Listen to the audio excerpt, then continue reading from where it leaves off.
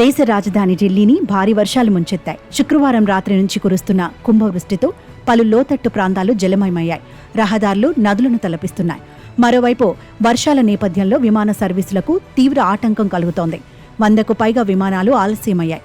వర్షం కారణంగా కన్నౌట్ ప్యాలెస్, మధుర రోడ్, భారత మండపం తదితర ప్రాంతాల్లో భారీగా నీరు చేరింది. దీంతో వాహనదారులు, స్థానికులు తీవ్ర ఇబ్బందులు పడుతున్నారు. ఢిల్లీ అంతర్జాతీయ విమానాశ్రయం నుంచి రాకపోకలు సాగించే దాదాపు 105 విమానాలు ఆలస్యంగా నడుస్తున్నాయి. వర్షాల కారణంగా ఢిల్లీ ఎయిర్పోర్ట్ అడ్వైజరీ జారీ చేసింది.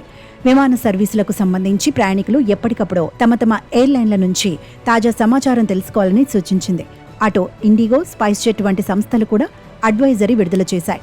ప్రతికూల వాతావరణం కారణంగా విమానాలు ఆలస్యంగా నడుస్తున్నాయని ప్రయాణికులు సహకరించాలని కోరాయి. మరోవైపు శనివారం కూడా ఢిల్లీ వ్యాప్తంగా ఉరుములు, మెరుపులతో కూడిన భారీ వర్షం కురిసే అవకాశం ఉందని వాతావరణ శాఖ అంచనా వేసింది. దీంతో దేశ రాజధానికి రెడ్ అలర్ట్ జారీ చేసింది.